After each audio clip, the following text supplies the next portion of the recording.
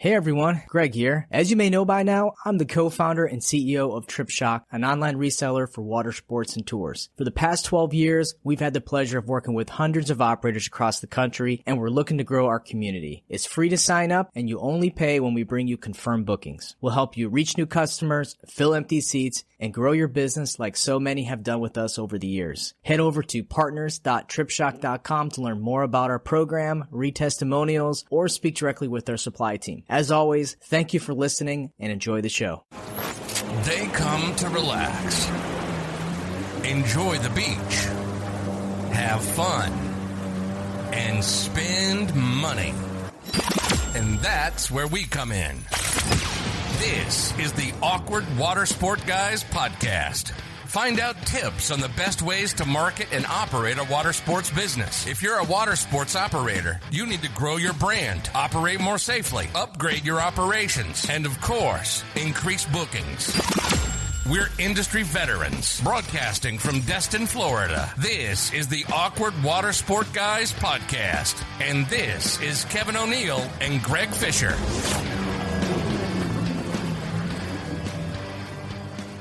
Are we recording? Not yet. We are the recording, though. It shows that we're recording.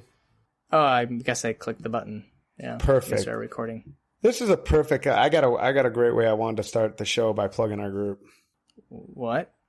I want to start the show by plugging our group. The Facebook group. Okay. Mm-hmm, yeah. And what are we on? 44? Episode 44. Yeah. All right. You go ahead. Bring us in. Let's go. Let's do this. Well, we already told them that it's episode 44. We just brought it in. We brought that was episode 44. This is the bring in. This is how we're doing it. Yeah, I was waiting for you to say, I'm plugging the group. What are you going to say about the group? Oh, okay. I mean, I knew we were recording, but I thought maybe you just like cut this or whatever. Jesus Christ, Greg. Why are you going to make everything awkward? Welcome, guys. Episode 44 of your favorite podcast. You're like, you're distorting pretty bad. What? Am I too close to the mic? Probably. Am I too loud? How about now? That's much better. I turned down the volume. That's why. Episode 44, Awkward Watersports Guys. Greg Fisher, Kevin O'Neill, as the kids say, what it do. I don't know if the kids say that anymore, but they used to say that back in the day. Anyway, I want to start today's episode by plugging our group, but I have two stupid stories. One, I want to talk just a little bit about cancel culture, because I got canceled. But... So the other day, I was like in a tear trying to find something for Atlas to watch, my son. So I was like looking for anything to put on the TV that was like remotely kid-like. And it was Team America, World Police. Do you remember that movie? Yep. America, fuck yeah. Yeah, so I was like, I watched the whole thing. Like, I didn't watch it, but I was like doing stuff and it was playing in the background and just all this shit that was going on. I was like, man, like in 2021, that shit would never have sailed, man. That would never have been produced. It was so wildly offensive. Anyway, remember the beginning of the movie and they're in France and everyone's like, bonjour, bonjour, bonjour. They didn't know how to say any other word but bonjour. Oh, yeah. Yeah, and then when he goes to the Middle East and he's like Durka, Durka, Durka, Muhammad Jihad, and they're like, that fucker can act. Dude, every single part of that movie, it's so good. Like I forgot about so much about it, man. Like the musical that he's in when they see him, it's like they're ripping on the production Rent, but it's called AIDS. It's like everybody's got AIDS. AIDS, AIDS, AIDS. You don't remember that part? Like the musical part, and that was the entire song. It was just AIDS, AIDS, AIDS, AIDS, AIDS. No? All right.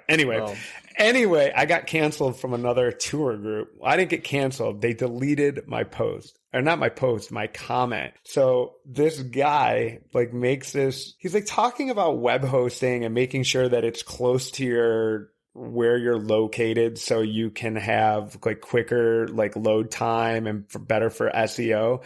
And I'm just like, sometimes I'm like, what I say, like, so the reason it even popped up is because Steve made a comment and responded to it in a normal way. But then I was just like, I think there should be marketing tours, like where I'll have a digital tour that takes you around to different websites and shows people all the wonderful world of marketing, because sometimes it feels like tour guys, myself included, like care more about marketing and fucking SEO than anything. So it was like a sarcastic comment. And then I go, and I'm like, yeah, I was like, I go, hey, Steve, we should create a new business. And what we'll do is we'll have servers built around popular tourist destinations. And then like our whole thing, like we'll put one near Mount Rushmore, and then we'll be like, yeah, your Mount Rushmore, tour will do better because your load time speed will be 0.08 seconds faster, thereby resulting in 0.00067% more conversions. And they fucking deleted my post, dude. I was like, you touchy-feely fucking little bitches. And I'm sorry if the guy like that runs that group is listening to this show. Feel free to never listen to my fucking show or active or fucking operate in our group. Because if you find that offensive, turn us off and never go into our group, because our group is awesome. We break balls. We have fun. We talk shit. Like everything's on the table. I mean, to a degree, we're not like rude to each other or like super highly offensive, but I just couldn't believe it. I was like, wow, that's so thin skinned. Maybe he deleted it because it just wasn't like quality content. Oh, shut the fuck up, man. No, seriously. Maybe he's like maybe he's hoping that this was like a serious conversation and you made fun of it. Oh, well, maybe fucking if the group was a little more funny, he'd have more engagement, thus being a better fucking marketer. Oh, no, what? I got quiet. I don't. So quiet. But listen, I don't disagree. I that's why I love our group. I think there should be some, a good levity? Mix of entertainment. Yeah, there's a good mix of entertainment and seriousness, and that's why our group has a ton of engagement, because I think people enjoy it. In fact, quick fact, 300, I think we have 370 people in our group, but 355 out of 370 people have engaged at least with one post in the past 30 days. And I have other Facebook groups that are not even 10% of that. So we have really, and when we're getting like 4 to 5 posts a day. I mean, really good questions, a lot of feedback. So we're doing a good job, and it's helping people too. Because I also think okay, so I'm done engaging in that group now. I'll never say another fucking word. Like we can't have any kind of levity. There can be no fun. We can't joke around with each other. Like it's just like this super sterile fucking environment where, people are going to get their fucking feelings hurt. Like I remember like Facebook was like, I only went on Facebook just to troll. Like that was it. No one ever took it serious. It was like the fucking internet. And now the world has done this 360 where the internet is real life. But I think that's like our demographic, our people in our group, it's like, oh man. Oh my God, dude. Now I'm going to feel terrible. I'm blanking on her name. Cause I always see it. It's Maria, and she was on our show.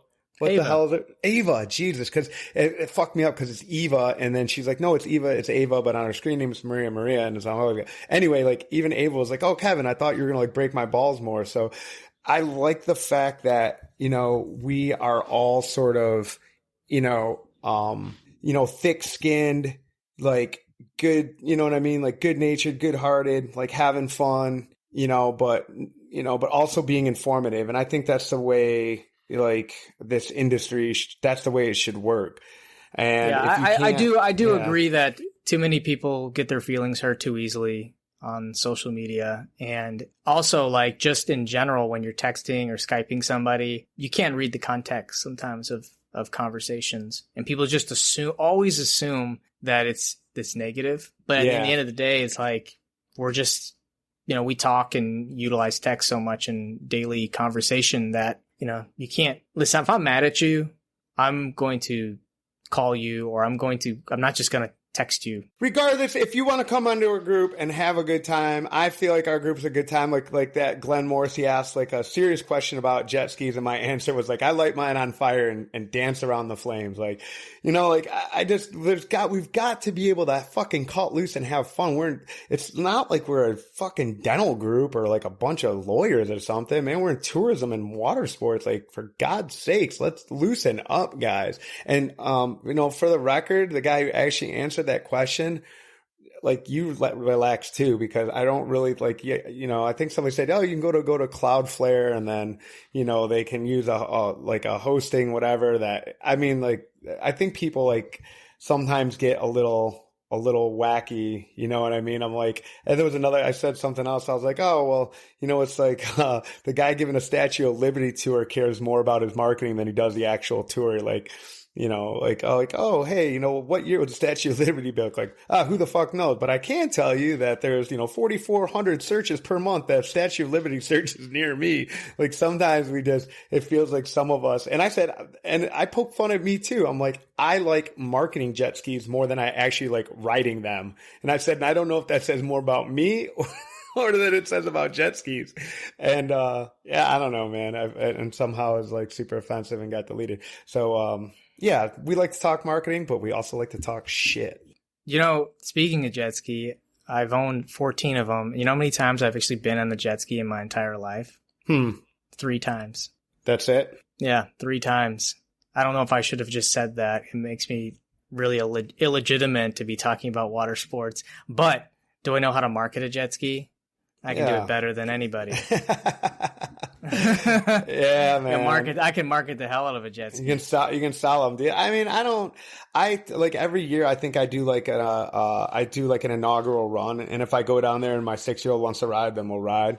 But yeah, I'm not like fucking, let's go on a jet ski on my day off. Like I said this to somebody the other day. It was like, we were talking about boating. And he was like, yeah, well, like, do you go boating on the weekends? I'm like, no, dude. Like I've logged like 15,000 hours behind the wheel of a boat, dude. Like I'm all set, man. That's the last thing I want to do on my day off is fucking go out on a boat. Like I don't even drink, which is the only godforsaken reason you should be on a boat unless you're driving is to drink on that boat. So I don't like boating. They look fun. I mean, in marketing, jet skis look cool, right? From water sports perspective, if you want to say like water sports or jet skis are sexy. They're a fun thing to market.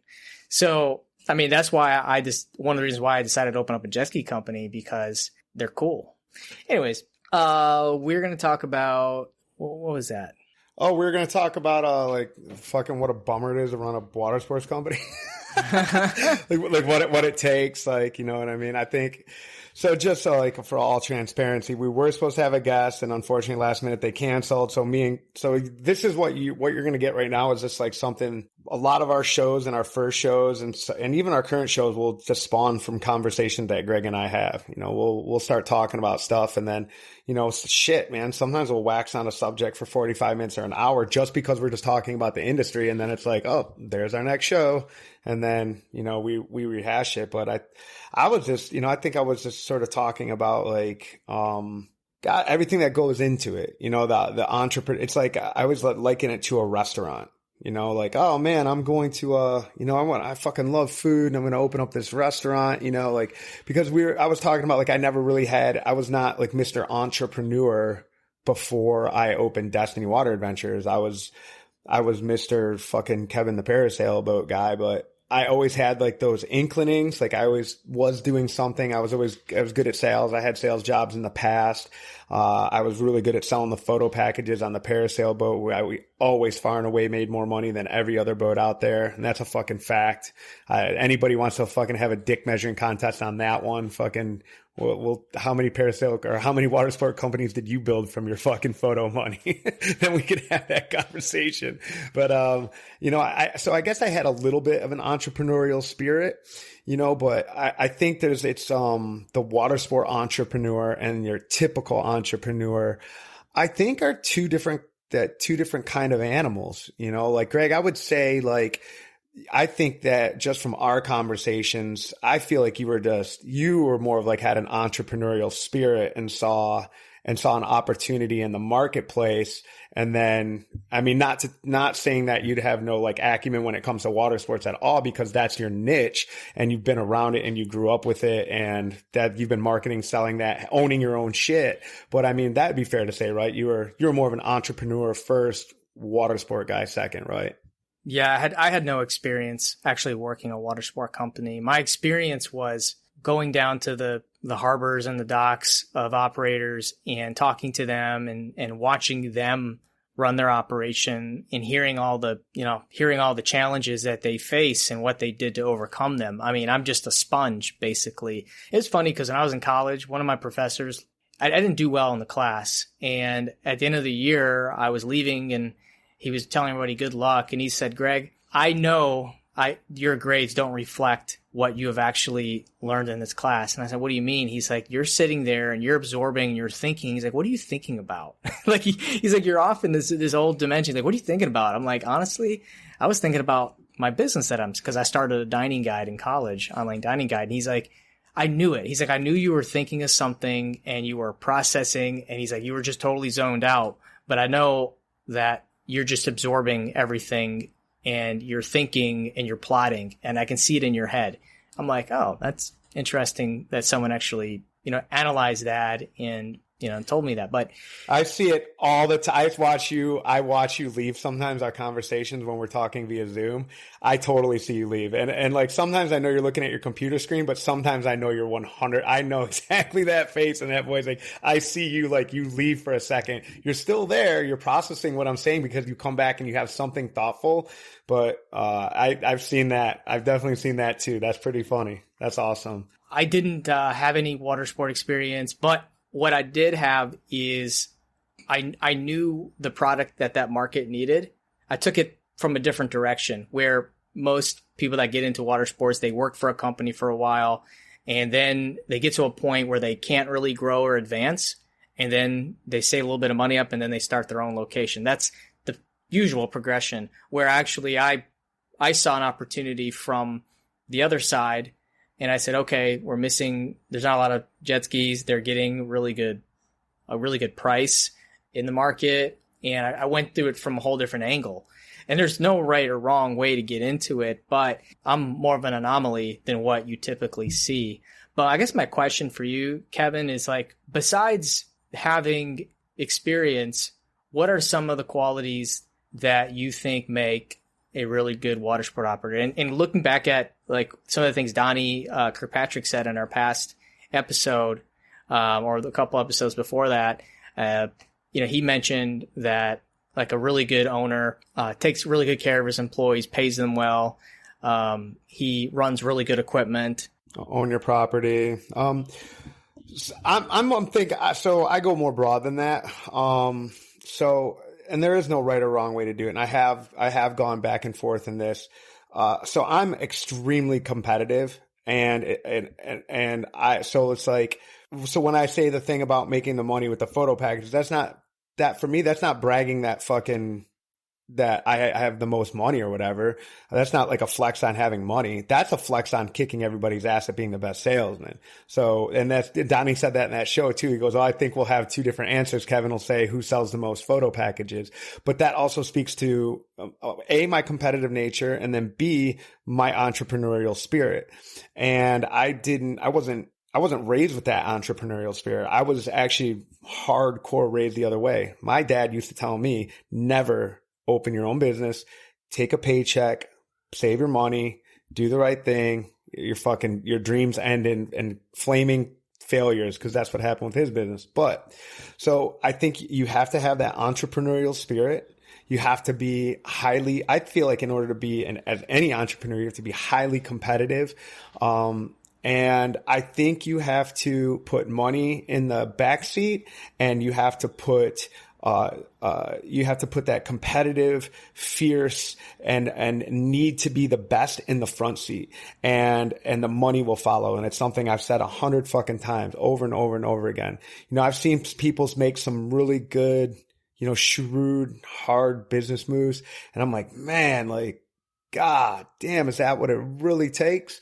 And I think to a degree, yes, but I think those of us that want to make the best product and who want to fucking dominate will always win one way or another. Maybe you're not the biggest. I guess it all depends, man. I look at every person I've ever read about: Walt Disney, Elon Musk, Sam Walton, Steve Jobs.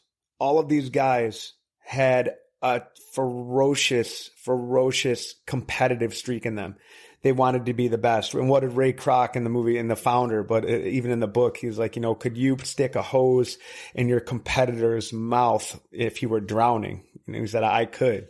So I don't necessarily know that I feel that way. But I definitely feel like it's not, would I do anything to kill my competitor? No, I would but what I would do is anything to be the best I possibly can be. So in that regard, I think that fierce competitive spirit will also lead you down a path of operating responsibly, operating safely, because when you asked about the parasailing question, I said, you got to bring everybody home alive too, so you can't put anybody in danger. You have to be profitable, and you have to, like Donnie said, get new shit. Don't buy old, crappy, used shit. Like, that's all a part of being the best. So I think that is in my opinion, the key component, and being patient, which I really struggle with, but I'm learning every day. Yeah, you really struggle with patience. It's hard. Yeah. Why do you think that's hard? Why am I an impatient person? Why are you an impatient person? And type A personality? Was this a fucking psychological exam? What the fuck, Greg? But honestly, I know a lot of people that are very similar to you. I mean, they have high stamina, they are highly competitive, zero patience. Like, I think you have high drive. I mean, either you have high drive or you have high patience, or I'd say you got to cultivate it. There's a different ends of the spectrum. Right. I kind of find myself probably in the middle a little bit. But when I started out, I was probably had a lot less patience. Like, I wanted to see Trip Shock grow really fast. And it wasn't after like the 6th or 7th year, I'm like, this isn't going to grow fast because it is very complex. And I just started understanding what it really takes to build up a website or a travel agency. It is not like you can just jump in and run it right away. But I struggled with it. Like, I figured like I could do it. There's a reason why there's not 100 different travel agencies. You only really have 3 or 4 of them that make up 90% of the market share in the US. It's because it's hard. It's really hard. Even running a water sport company is not easy. Like the good ones that run it hard, it's not easy. Being out there every day in the hot ass sun and everything. I think you can cultivate patience, to answer your question. And I think most business acumen can be cultivated. Emotions run high. That's for sure. I would say for me personally, that's a big part of it. I'm an emotional guy. It takes everything I had. Like, me and my neighbor got into an argument. It was like everything I had not to punch him in his fucking face. Like, my hand, like I was like, don't do it. Don't get taken out of your neighborhood in handcuffs, Kevin. Don't do it. My emotions do run high. So in that regard, I think from a business standpoint, I still have some maturing to do, and I'm learning that. And so I am cultivating patience. I cultivated a lot of patience this year with not wildly growing and just making sure that, instead of just wildly growing out of hand, I wanted to grow my profit margin. So I knew that took a little bit of stepping back, evaluating a few things, not just throwing a bunch more shit in the mix to try to increase the gross. The Mr. Jason Schilder, the owner and founder and CEO of H2O, he said to me one of the first conversations we ever had, he goes, "Hey, anybody can make $1 million. Not anybody can keep $1 million." And I was like, God damn, that was a really good word of wisdom. And so, as I get older, I'm pulling those emotions back. I'm trying to, you know what I mean? So it's all of it. I think all of it's cultivated. So, so I don't know. And so what do you think? Like, and I know you sort of answered this. There's no better way to do it, but like, who has the quickest path to scale? The entrepreneur who invests in a water sport company, or the water sport entrepreneur or the water sport operator who becomes an entrepreneur? I think it's the entrepreneur whatever you said, the first one. The reason why is just from just an aspect of resources. Scaling is not easy for someone who they just make enough money to buy a couple boats and start a company. So no. That's two different things, though. Being an entrepreneur and fucking having somebody give you a couple $100,000 are two different things, though. So if you know what I mean? So because you could be a water sport guy who somebody gave him $300,000. But okay, all right. So if you take the money all out, then of course I would say the owner operator. I disagree with you. I go back. I think if you have the business acumen and the entrepreneurial spirit, I think if you have that in you and you understand marketing, because you're a perfect fucking example, man. so if you have that acumen and you have the understanding, okay, and if you take that guy but I guess it depends on what water sport too. So if you take the rental space, I think that's easier to scale for an entrepreneur. But if you took something like parasailing and then you put up one parasailer that has the entrepreneurial spirit, he wants to start a parasail business, hire a captain and do all that. But then again, see, I say that, but I've seen guys that had a ton of parasail experience, crash and burn.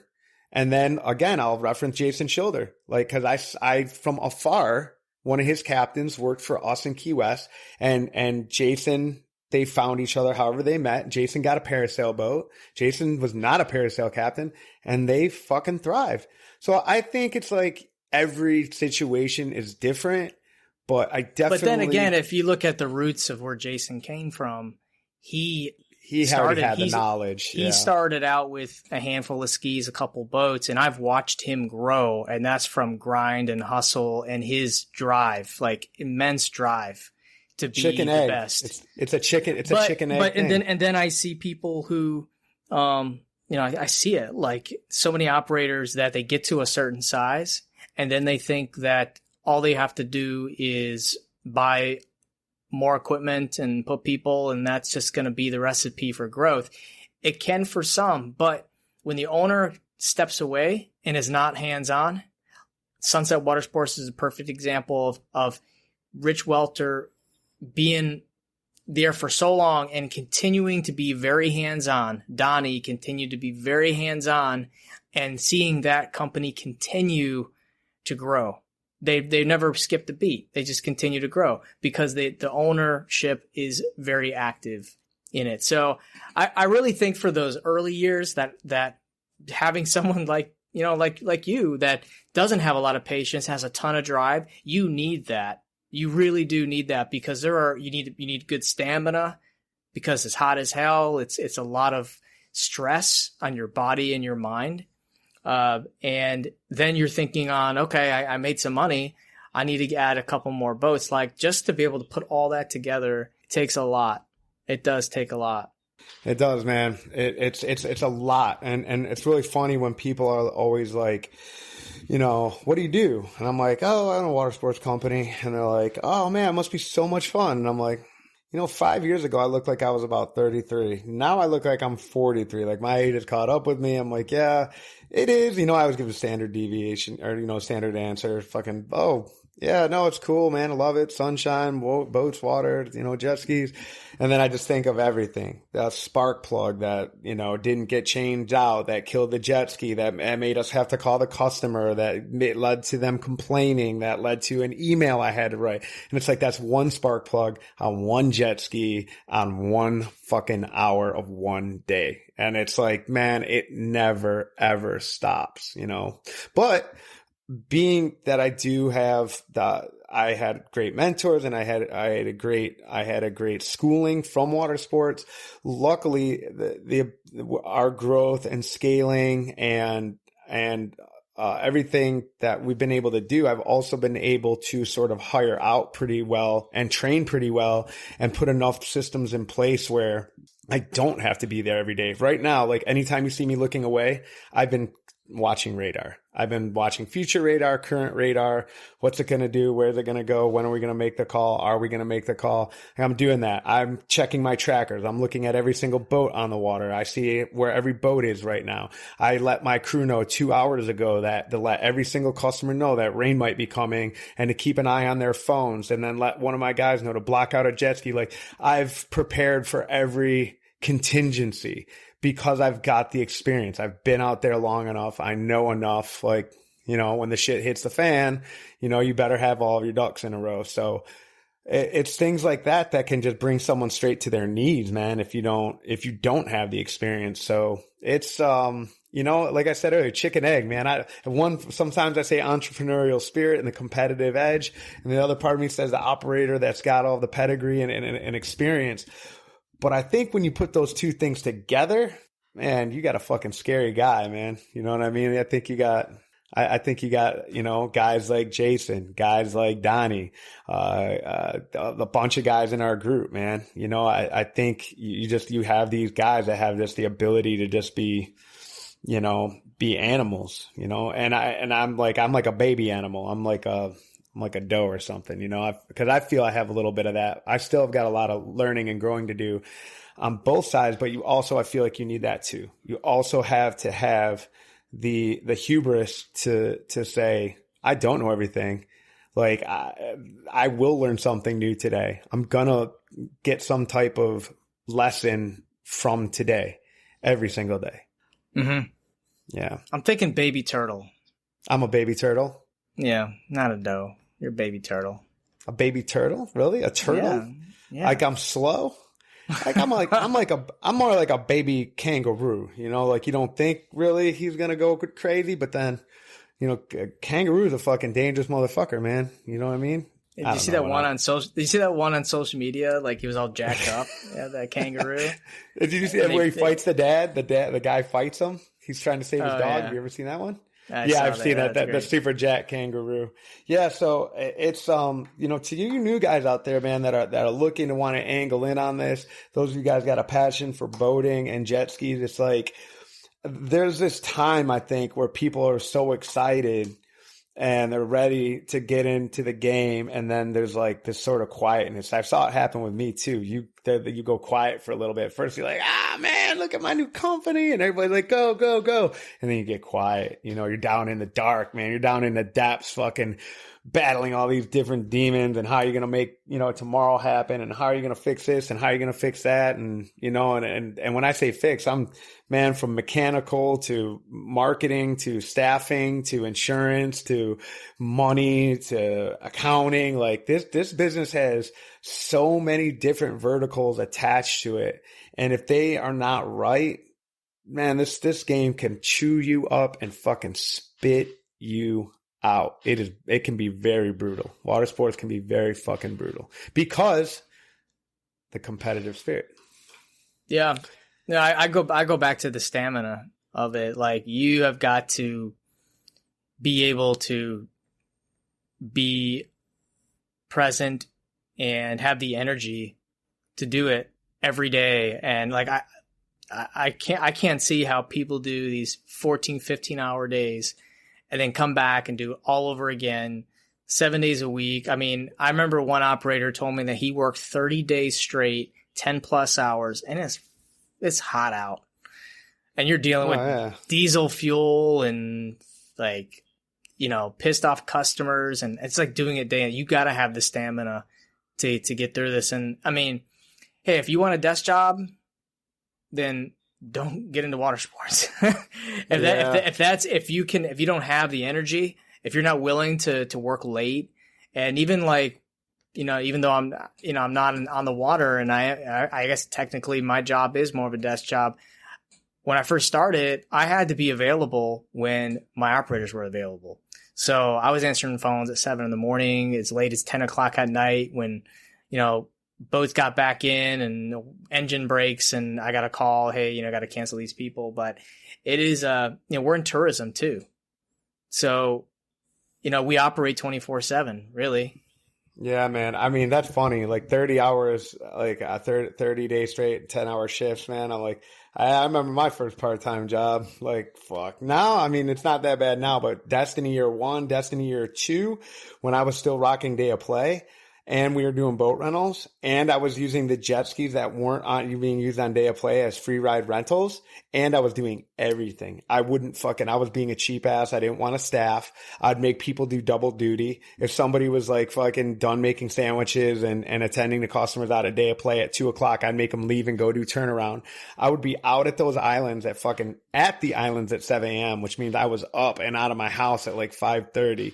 I'd be doing inflatables, blowing them up, dragging them out, setting the inflatable, setting up the chairs. Like I would load the boat. Like you ask anybody who saw my boat doing those trips at the islands, my tri-tune would be loaded to the bimini top full, man. I mean, that thing was like, oh my God, there was so much crap on there. There was a post on LinkedIn. I thought it was really interesting. You know how like hustle culture. You ever heard of like the term hustle culture? Oh, Okay. yeah. So yeah. Nine to grind, bro. 9 to grind. well, 9 to 5. there's people who think like that's bad to promote hustle culture. And at the same time, I would never be where I'm at if I didn't work my ass off, work crazy hours in the beginning years of starting my companies. And to tell me that I need to take breaks and, give myself mental rest, that's bullshit. I mean, I could not compete, especially since the industry I'm in is very competitive, or it was even worse because we used to sell hotel rooms. It was very competitive. And do you think I have time to just work 40 hours a week and just take off the rest and for my mental health? I mean, I understand mental health is important, but at the same time, you're not going to get anywhere running your own business by calling it quits at 5:00 and taking weekends off. Forget it. No. Yeah, and if anyone tells you like, oh man, you're working too hard and your life's just going to go by, and I'm like, listen, you could work your ass off for 2, 3, 4 years, and then it could get better if you do things right. Like at first, I did not want to delegate things, and Kevin, you just said that's you want to do everything yourself. Like you were high on high on your business, and that's normal when you start out. And then after like year 5, year 6, I started delegating things to people, and it was very hard to do. But I never would tell anyone starting a business to take it easy, because if you take it easy, you will get crushed. And that's all there is to it. You need to go hard. You need drive, you need stamina, and you need to do whatever you need to do. And then eventually it will get better because you're going to get smarter. You're going to hire good people. And that's just how it works. But if you don't, like, some of these guys stay on that, that fucking trajectory forever, where they're not delegating, where they are doing everything. They're twisting every wrench. They're fucking handing out every flyer. They're fucking, they're pinching every penny and squeezing every fucking nickel, and they're not getting anywhere. Their wheels are just spinning. And so like, it's just going to be a lifestyle business. And so for some, that is totally okay. If you have like a private sailboat business and that's all you want is that sailboat business, that is totally fine. We're not speaking to those folks. I want to make a point though. But so if you delegate this, right, but then you find shit to do with your time that you might not consider like grinding and hustling, right? Like, so is sitting down and watching like a 2 or 3 hour video on learning a new skill, or upping your game, or learning about trends, or figuring out like Google Search Console, or measuring your analytics, like, that's work. That's part of what we do. It should be part of what you do. Like, you should understand this stuff. You should. I'm constantly learning. I'm constantly a huge portion of my work week is dedicated to me. Like this, if I got my boy, I'm feeding him. And sometimes I got like the bottle like nestled under my chin, and I got my phone and I'm reading something on my phone, or I'm responding to an email. And I don't necessarily recommend that. I have a real bad problem separating. Like, I have this year, especially because of my son, but everything's mixed into this crazy hodgepodge, like work life. It's not work-life balance. It's work. It's like work is life is work, sort of, like, you know what I mean? It's all one just big mixed up thing. Like, I consider this podcast and part of my job. Like, and anybody who would question me on that, I would say, like, well, from the ideas and the conversations that I have with some of these people and the things I've implemented from what I've learned from them has increased my value, has increased my profit margins, not my gross, my profit margins. I've learned so much. And so it's like, this is work. I mean, going to a rival, speaking at a rival, that's work. Our mother's going to come here, our mother-in-law is going to come here and watch the kids. And while my wife works, Like, you know, I would love to go to a rival, be there 2 or 3 extra days, go to Universal or Disney World, but I can't, man. I got to work. My wife's got to work. And when I'm done with the event, I'm going to come home and I'm going to go back to work.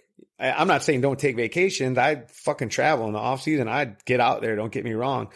This season's a little different. We got a new boy. There's been other developments over at Destiny Water Adventures. So, you know, it's, you know, those new developments are going to make me jump back in on some things that I was delegating out before. I got no problem with it. The only difference is now is going back to what we were talking about earlier, is that I have built up a little bit more patience. I have learned a lot as an entrepreneur, not just as an operator. And it makes me 3 times more dangerous, man. And I'm glad you brought up that point about educating yourself. And, you know, the podcast, even for me, I mean, the podcast has helped because by talking to operators, it helps me realize the deficiencies that we might have in our systems and how we, you know, onboard and promote our partners. So I second what you say about the podcast and everything. But yeah, we gotta sometimes we gotta explain that to people, man. I know. I mean, at first, I think when I like started doing, wives. yeah, when I first started doing the podcast, everyone's like, "Are you sure? Like this is a good use of time?" And I'm sure, like a lot of people that podcast probably are thinking the same thing because we're busy. I mean, you and I both, you know, we got full-time jobs, but at the same time, I consider this my job because I'm educating myself. And if you think that you don't have to educate yourself on new things and you're just going to go to the grind every single day, then you will find yourself falling behind further and further. And you're going to have to take time. This is back to what I said about the hustle culture. When you get home after dinner and you're just chilling, don't turn on the TV and watch some senseless bullshit on Netflix. Get out your phone, go to YouTube and start educating yourself on SEO, educating yourself on maintenance, and try to learn and take those opportunities and not fill your head with just crap. I mean, we're always going to need some informed entertainment, but at the same time, those first few years, you need to bust your ass. You need to have high drive because that's all going to pay off once you start getting to like year 4, year 5, when you're like, man, I got some money in the bank. I'm ready to grow my company.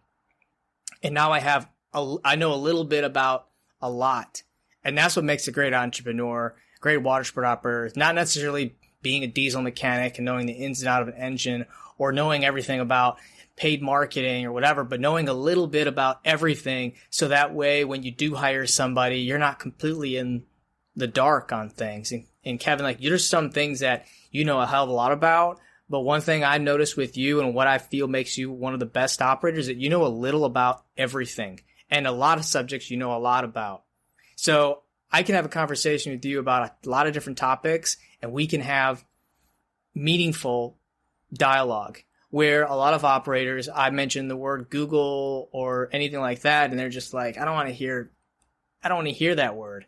Or, you know, I talk about social marketing or whatever, and it's like, oh, my daughter handles that. I'm just like, you know, when you get home after dinner, you have time. And I think some operators that are older, that have done it for 20, 25 years, they've already kind of developed where their skill sets are. But I'm not saying that you shouldn't, you know, get on there and start listening to other podcasts and watching YouTube videos to educate yourself. But especially if you're young and you're getting into it and you have a high competitive drive, we're telling you that knowing a little bit about a lot will go a long ways in educating yourself and really driving hard to learning a lot. And having having great conversations with people that are fucking smarter than you, like, or even people that are just on the same level as you, which is why I never try and look at my competition as competition. Like, I want to talk to them. I want to learn from them. And maybe hopefully they even learn something from me, but having these conversations and creating ideas, because you can sit there fucking racking your brain forever going like, oh, an idea. But man, you're going to have ideas are going to spawn from great conversations you have with like-minded people. So, you know, at the end of the day, wrapping it up, you know, it's like, yes, learn, educate yourself, surround yourself with a good network, have lively, engaged conversations that are driven by ideas and driven by innovation. Work your fucking ass off, but be productive. Know your value, know your time. Like, can you hire a check-in girl for $11 an hour? Can you teach your phone sales practices to somebody that can handle that for you? And then you can be sitting down with somebody like you, Greg, or like me and Steve from Amp Agency talk all the time, and we have these conversations, and I find that it provides so much value, and I'm bouncing ideas off of them. And these are the type of people that you want to learn from, but you could also down the line end up going into business with because you're like-minded, and whether you know it or not, you're forming partnerships. This is exactly how this podcast came about. This is exactly how most of my business relationships, friendships, networking came about, was having high level conversations with people and having deep, meaningful, engaging conversations with people. I would take those conversations and those moments and have somebody else answering my phones or twisting a wrench for $20 an hour, for $30 an hour, because the things that are birthed, the ideas that come from those conversations can be invaluable to your business. Shit, there was something that you said. Go into our Facebook book and make network.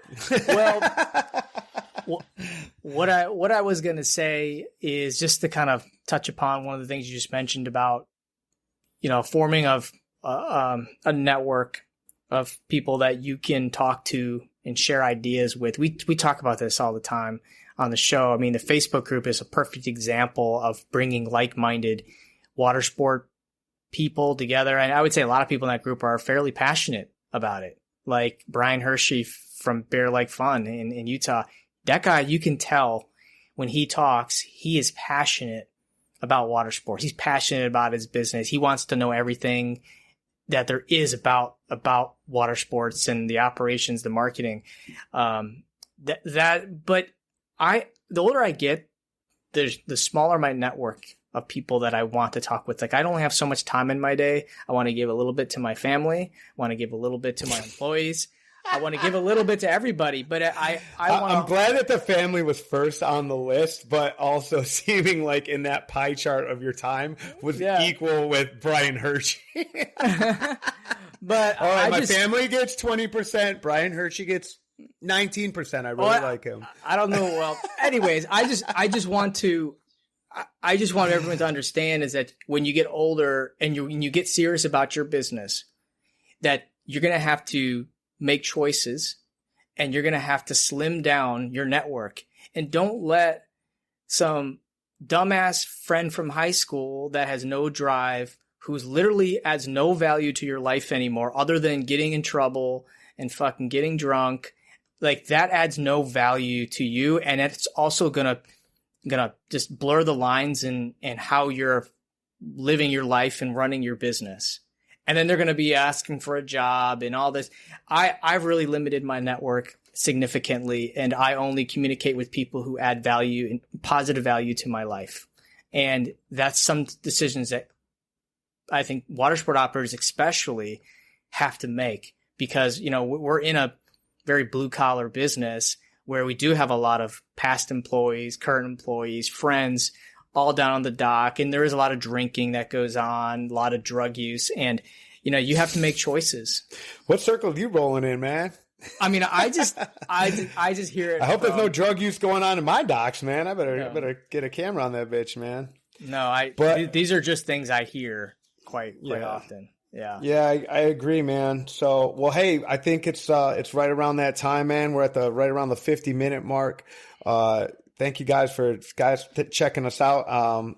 Greg, maybe, I don't know, you have any announcements or anything like that you need to make at the end? No. Well, just basically get on our Facebook group, Water Sports and Tour Professionals. Love to have you. And we're going to have kind of more of an announcement next show on the Water Sport Forum, talking about which roundtables. We actually got our roundtable topics all together. We got all of our hosts together, and then just more of the agenda, I guess you could say. And it's looking really good. So we're really excited about it. I liked it. I like what I saw, man.